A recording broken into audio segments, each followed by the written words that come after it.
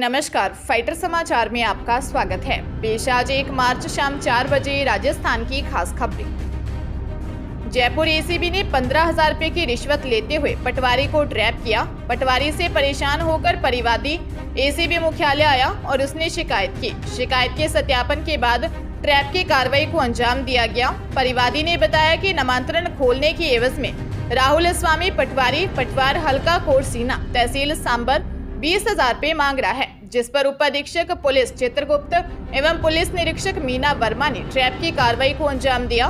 पटवारी राहुल स्वामी निवासी शीतला माता की गली छोटा बाजार सांबर लेक जिला जयपुर हाल पटवारी पटवार हल्का कोरसीना तहसील सांबर जिला जयपुर को परिवादी से 15,000 रुपए की रिश्वत राशि लेते हुए गिरफ्तार किया है। पटवारी के घर और अन्य ठिकानों पर सर्च जारी है।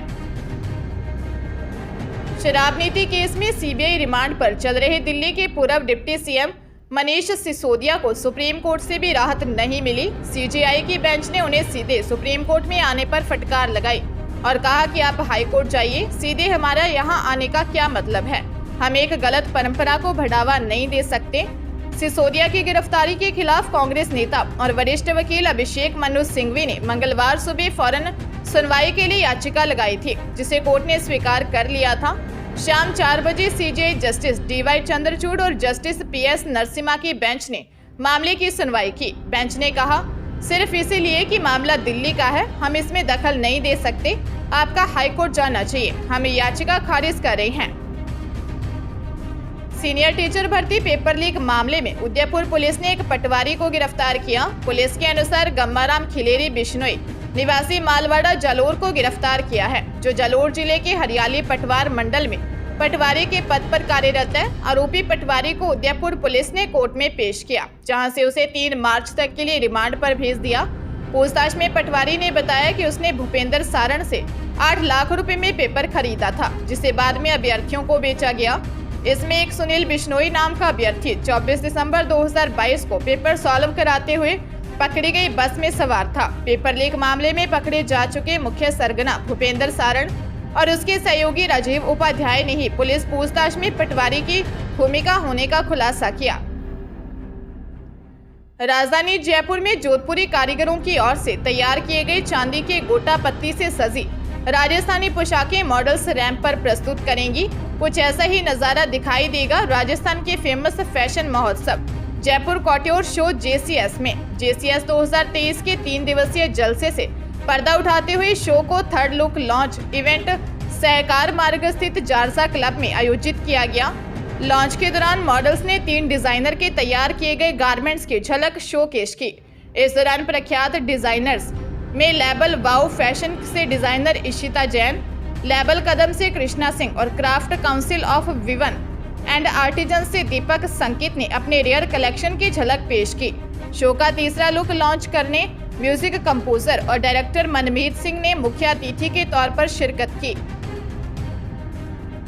हरियाणा विद्यालय शिक्षा बोर्ड द्वारा संचालित सेकेंडरी की हिंदी एवं डीएलएड की परीक्षा में नकल के 50 मामले पकड़े गए हैं, जिसके बाद 2 परीक्षा केंद्रों की परीक्षा रद्द कर केंद्र को शिफ्ट कर दिया गया है। वहीं 2 केंद्र अधीक्षक, 3 पर्यवेक्षक और 3 लिपिक को ड्यूटी से रिलीव कर दिया गया है। नकल से जुड़े पर्यवेक्षक, लिपिक और संबंधित परीक्षार्थियों के खिलाफ एफआईआर दर्ज करवाई जा रही है।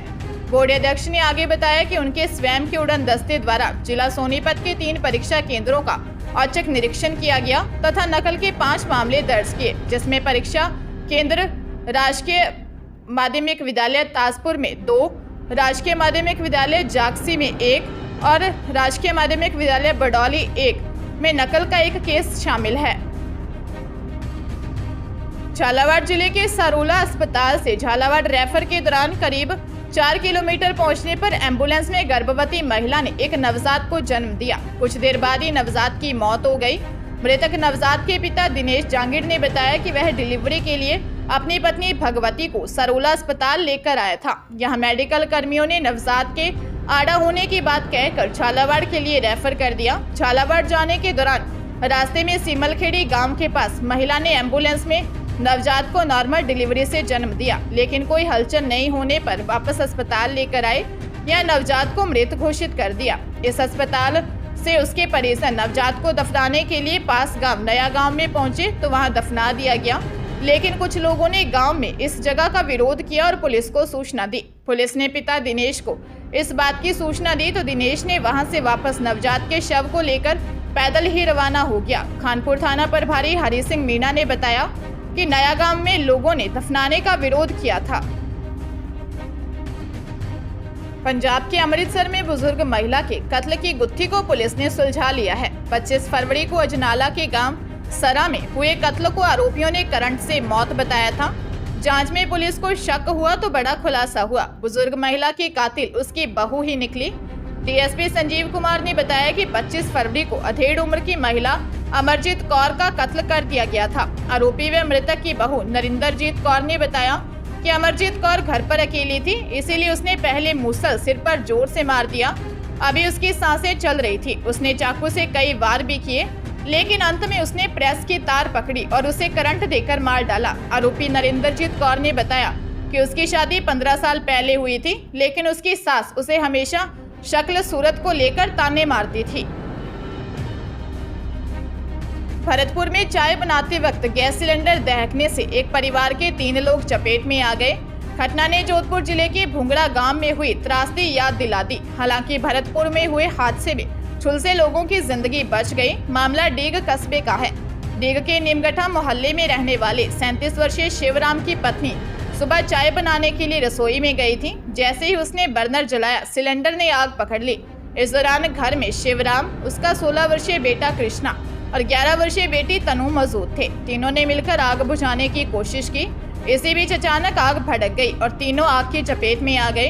दोनों बच्चों और पति को आग में घिरा देख शिवराम की पत्नी बेहोश हो गई। इसके बाद मोहल्ले के लोगों ने गीली टाट डालकर सिलेंडर की आग पर काबू पाया और सिलेंडर उठाकर मकान से बाहर सड़क पर ले गए।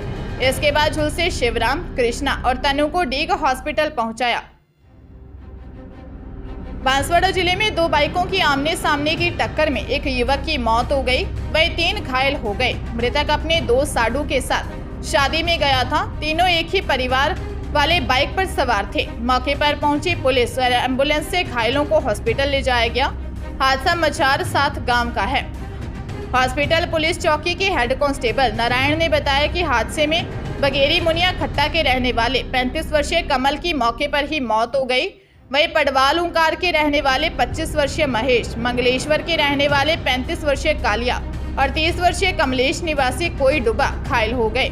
मृतक कमल और घायल कलिया व महेश तीनों आपस में रिश्तेदार हैं और एक दूसरे के साडू लगते हैं। हादसे की जानकारी पर परिवार में कोहराम मच गया।